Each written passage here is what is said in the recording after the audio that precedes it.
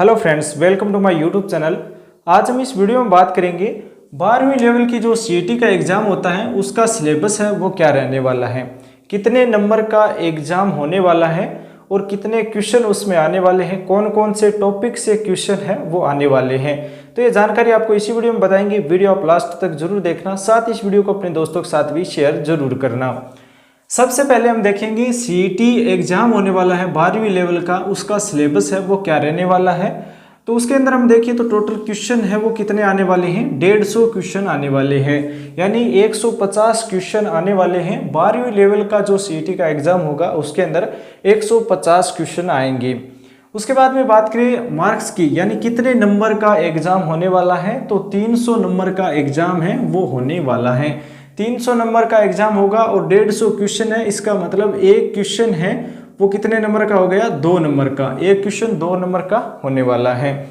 उसके बाद में हम देखिए समय कितना मिलेगा आपको, तो समय आपको 3 घंटा मिलने वाला है। अगर आपके पास स्पेशल कैटेगरी है, जो स्पेशल कैटेगरी मिलती है उसके अंदर आप आते हैं तो आपको 30 मिनट है वो अधिक मिलने वाले हैं, यानी 30 मिनट आपको अधिक दिए जाते हैं। अगर आप स्पेशल कैटेगरी में आते हैं तो 3 घंटे का एग्जाम है होने वाला है। और उसके बाद में नेगेटिव मार्किंग है वो अब की बार ही लागू कर दी गई है, 1/3 1/3 नेगेटिव मार्किंग लागू की गई है। क्यों की गई है, इसके पीछे भी कारण है, क्योंकि 40% अंक कम से कम अगर आपके बनते हैं 40%, इस एग्जाम के अंदर 40% क्वेश्चन 40% अगर आप लेकर के आते हैं इस एग्जाम के अंदर, तो आप किसी भी भर्ती का फॉर्म है वो अप्लाई कर सकते हैं जो 12वीं लेवल के अंदर है। जो भर्तियां 12वीं लेवल सीईटी एग्जाम के अंदर दी गई हैं उसका फॉर्म अगर आप भरना चाहते हैं तो आपको 40% बनाना होगा, यानी कि 300 का 40% अगर हम निकालें तो 4 3 12 120, यानी 120 नंबर आप लेकर के आते हैं इस एग्जाम के अंदर तो आप ये क्वालिफाई कर जाएंगे। यानी 12वीं लेवल का जो सीईटी का एग्जाम होगा उसे आप क्वालिफाई कर जाएंगे और जितनी भी भर्तियां 12वीं लेवल के अंदर आती हैं वो आप अप्लाई कर सकते हैं उनके लिए। तो आपके पास 120 नंबर है वो होने चाहिए। 3 घंटे का टाइम मिलेगा। नेगेटिव मार्किंग 1/3 होने वाली है। इतना भी इजी नहीं होगा, क्योंकि पिछला जो एग्जाम हुआ था, सीईटी का एग्जाम हुआ था, उसके अंदर लगभग सभी के हैं वो 40% बन रहे थे, लेकिन उस टाइम क्या था, नेगेटिव मार्किंग नहीं थी। अब की बार नेगेटिव मार्किंग है, इसलिए 40% बनाना भी मुश्किल हो जाएगा। उसके बाद में पास मार्किंग 120 की हो गई। अब हम बात कर लेते हैं इसके अंदर कौन कौन से सब्जेक्ट आने वाले हैं। 12वीं लेवल के अंदर जो एग्जाम होगा उसके जो सब्जेक्ट है वो कौन कौन से हैं। सब्जेक्ट देखिए, इसके अंदर 12 सब्जेक्ट आने वाले हैं। राजस्थान कला संस्कृति, राजस्थान की जो कला संस्कृति है उससे रिलेटेड क्वेश्चन आने वाले हैं। उसके बाद में राजस्थान साहित्य परंपरा और विरासत से रिलेटेड क्वेश्चन आने वाले हैं। साहित्य परंपरा और विरासत के क्वेश्चन, राजस्थान के विरासत के क्वेश्चन आने वाले हैं। राजस्थान और भारत का भूगोल आने वाला है। इनके जो टॉपिक है, यानी कि हम देखिए कि कला संस्कृति के अंदर कौन कौन से टॉपिक है और साहित्य परंपरा विरासत के अंदर कौन से टॉपिक है, राजस्थान के भूगोल के अंदर कौन कौन से टॉपिक है वो आने वाले हैं। तो ये भी आपको इसी वीडियो में बताने वाले हैं कौन कौन से टॉपिक आएंगे। राजस्थान का इतिहास आने वाला है। उसके बाद में अर्थव्यवस्था से रिलेटेड क्वेश्चन आएंगे और राजस्थान और भारतीय राज्यव्यवस्था से रिलेटेड क्वेश्चन आएंगे। तार्किक, मानसिक और योग्यता क्वेश्चन आएंगे। दैनिक विज्ञान के क्वेश्चन भी आने वाले हैं। सामान्य अंग्रेजी के क्वेश्चन भी आएंगे और सामान्य हिंदी के भी क्वेश्चन आने वाले हैं। बेसिक कंप्यूटर भी पूछा जाएगा और समसामयिक की घटनाएं, जो वर्तमान में जो घटनाएं हो रही हैं उनसे रिलेटेड क्वेश्चन भी पूछे जाएंगे। उसके बाद में हम बात कर लेते हैं कि इनमें टॉपिक कौन कौन से हैं, यानी कौन कौन से टॉपिक के क्वेश्चन हैं वो आने वाले हैं। तो ये जो 12 सब्जेक्ट दिए गए हैं, 12 सब्जेक्ट हैं, कला संस्कृति, परंपरा विरासत, भूगोल, इतिहास, अर्थव्यवस्था, राज्यव्यवस्था, मानसिक योग्यता, दैनिक विज्ञान, सामान्य हिंदी और अंग्रेजी, बेसिक कंप्यूटर और समसामयिक की घटनाएं हैं वो आने वाली हैं। अब इनके जो टॉपिक हैं वो अगर हम देखें तो आपको मैं बता दूं कौन कौन से टॉपिक हैं वो आने वाले हैं। तो सबसे पहले हम देखेंगे जो समसामयिक की घटनाएं हैं उनके बारे में। चर्चित जो पुस्तक है, चर्चित जो पुस्तक है, स्थान है, संस्थान है, खेल कूद से संबंधित जो भी गतिविधियां हो रही हैं उनसे रिलेटेड क्वेश्चन भी आने वाले हैं। और राजस्थान भारत के जो अंतर्राष्ट्रीय अध्यक्ष है उनकी घटनाएं हैं, मुद्दे हैं, उनके क्वेश्चन भी आने वाले हैं। ये थे समसामयिक की घटनाएं के बारे में। समसामयिक की घटना में देखिए तो खेल कूद हो गया,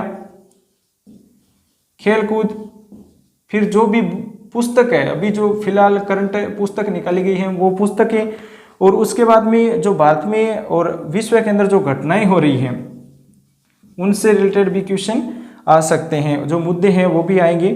चर्चित जो संस्थान है, चर्चित जो संस्थान है उनसे रिलेटेड क्वेश्चन भी आने वाले हैं। उसके बाद में हम देखें तो इंग्लिश के अंदर, यानी जो सामान्य इंग्लिश है इसके अंदर कौन कौन से टॉपिक आएंगे, तो आर्टिकल, डिटरमिनेंट्स भी इसके अंदर आने वाले हैं, टेंस भी आने वाले हैं, और जो ऑफिशियल एंड टेक्निकल टर्म्स होती हैं वो भी आने वाली हैं, लेटर राइटिंग भी आएगा, और उसके बाद में वन वर्ड जो सब्स्टिट्यूशन होता है वो भी इसके अंदर आने वाले हैं, एक्टिव पैसिव भी इसके अंदर आने वाले हैं, डायरेक्ट इनडायरेक्ट भी इसके अंदर आने वाले हैं। फिर इसके अंदर जो ऑर्डिनरी इंग्लिश सेंटेंस होते हैं वो भी इसके अंदर आएंगे इंग्लिश के अंदर, और सेंटोनियम और एंटोनियम भी इसके अंदर आने वाले हैं। कॉम्प्रिहेंसिव और गिवन जो पैसेज आते हैं वो भी इसके अंदर इंग्लिश में, सामान्य इंग्लिश के अंदर हैं, वो आने वाले हैं। अब हम बात कर लेते हैं, ये इंग्लिश का हो गया, फिर बात करेंगे हिंदी के बारे में। तो हिंदी के लिए पर्यायवाची हो गए, विलोम शब्द हो गए, अनेक अर्थ हो गए, शब्द हो गए, शब्द युग्म हो गए, और संज्ञा, सर्वनाम, विशेषण, विक्रिया, जो क्रिया है, अव्यय है, शुद्धि वाले जो वाक्य हैं वो भी इसके अंदर आने वाले हैं। वाक्यांश के लिए भी आने वाले हैं, मुहावरे आएंगे, लोकोक्तियां भी आने वाली हैं, संधि विच्छेद भी आने वाले हैं, सामासिक पद है, रचना है, समास विग्रह है, ये भी इसके अंदर आएंगे। उपसर्ग आएंगे, प्रत्यय भी आएंगे, अंग्रेजी के तकनीकी शब्दों का समानार्थ हिंदी पर अर्थ भी हमें जानना है, कार्यालय पत्र से संबंधित क्वेश्चन भी आने वाले हैं सामान्य हिंदी के अंदर। अब हम बात कर लेते हैं मेंटल एबिलिटी की। मेंटल एबिलिटी के अंदर देखिए, गणित के अंदर देखते हैं तो वैदिक विधि से पूर्ण संख्याओं का वर्ग निकालना, घनफल निकालना, वर्गमूल निकालना, घनमूल निकालना, अंकों की संख्या, 6 अंकों की जो संख्या होती है उनको भी ज्ञात करना। उसके बाद में है सरल ब्याज से संबंधित जो भी क्वेश्चन आते हैं, चक्रवर्ती ब्याज, डिस्काउंट, एक बिंदु पर बनने वाले कोण, सरल रेखा, सरलरेखीय आकृति, त्रिभुजों की सर्वांग क्षमता, समरूप त्रिभुज, जो कार्तीय निर्देशांक पद्धति है वो भी आने वाले हैं। दो बिंदुओं के मध्य दूरी ज्ञात करने वाले क्वेश्चन भी आएंगे, गुणनखंड भी आएगा, बहुपद के गुणनखंड भी आने वाले हैं, समीकरण भी आने वाले हैं, दो चर वाले रैखिक समीकरण भी आएंगे, द्विघात समीकरण भी पूछे जाने वाले हैं, लघुगणक भी आएगा, अनुपात, समानुपात से संबंधित क्वेश्चन आएंगे, प्रतिशत भी आने वाला है, लाभ हानि भी आने वाली है, साझा भी आएगा, दो बिंदुओं के मध्य दूरियों का आंतरिक और बाह्य विभाजन ज्ञात करने वाले क्वेश्चन भी आने वाले हैं। अब हम देखते हैं मेंटल एबिलिटी के बाद में आता है दैनिक विज्ञान। दैनिक विज्ञान से संबंधित जो बहुत सारे क्वेश्चन हैं वो पूछे जाते हैं। तो देखिए, दैनिक विज्ञान में आएगा प्रोटीन संश्लेषण का केंद्रीय सिद्धांत, यह है दैनिक विज्ञान, यह रहा दैनिक विज्ञान। इससे रिलेटेड कौन कौन से क्वेश्चन आएंगे, देखिए प्रोटीन संश्लेषण का केंद्रीय सिद्धांत आने वाला है, मनुष्य में लिंग निर्धारण, पर्यावरण अध्ययन भी आने वाला है, और पारिस्थितिकी तंत्र की रचना, पारिस्थितिकी तंत्र के जैविक घटक, उससे रिलेटेड क्वेश्चन आएंगे। पारिस्थितिकी तंत्र में ऊर्जा प्रवाह है, जैव भू रासायनिक चक्र, जैव प्रौद्योगिकी, सामान्य जानकारी, जैव पेटेंट, पादप किस्मों का परिवर्धन, और ट्रांसजेनिक जैव जंतु, रक्त समूह है, रक्त आदान, और RH कारक भी आएगा इसके अंदर, और भौतिक और रासायनिक परिवर्तन आने वाले हैं, ऑक्सीकरण और अपचयन की जो क्रिया होती है वो भी आएगी, उत्प्रेरक भी आएगा, धातु है, धातु से रिलेटेड क्वेश्चन भी आने वाले हैं। यानी विज्ञान के अंदर कोई भी टॉपिक मेरे हिसाब से नहीं बचा है, सभी जो टॉपिक है वो आने वाले हैं। सामान्य जीवन में प्रयुक्त कुछ महत्वपूर्ण यौगिक है वो भी आएंगे, कार्बन आएंगे, कार्बन के महत्वपूर्ण यौगिक भी आने वाले हैं, हाइड्रोकार्बन के अप्रूप भी आएंगे, क्लोरोफ्लोरोकार्बन है उससे रिलेटेड क्वेश्चन भी आएंगे, उनके प्रयोग भी आ सकते हैं।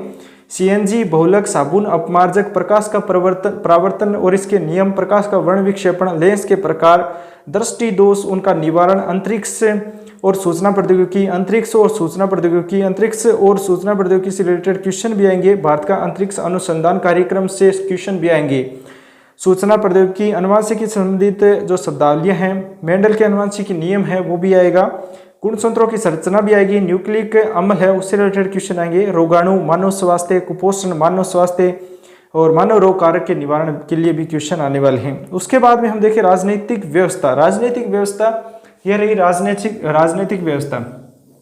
इसमें कौन कौन से टॉपिक हैं, तो भारत की जो प्रकृति प्रस्तावना है, मौलिक अधिकार है, नीति निर्देशक तत्व है, उच्च न्यायालय है, राज्य लोक सेवा आयोग है, राज्य निर्वाचन आयोग है, राज्य सूचना आयोग है, राज्य मानव अधिकार आयोग है, राज्य का मुख्य सचिव, जिला प्रशासन, स्थानीय स्वशासन, पंचायती राज और राजस्थान की जो अर्थव्यवस्था है उससे रिलेटेड क्वेश्चन भी आने वाले हैं। भारत व राजस्थान का भूगोल की बात करें तो नदियाँ आएगी, बांध आएगा, राजस्थान की प्राकृतिक संसाधन, खनिज संपदा, जल संसाधन, पशु संपदा, वन्य जीव अभ्यारण्य, संरक्षण, जनसंख्या वृद्धि, साक्षरता, लिंगोनुपात, भारत के भौतिक स्वरूप जैसे पर्वत, पठार, मरुस्थल, मैदान, नदियां, बांध, सागर, वन्य जीव अभ्यारण्य भी आएंगे।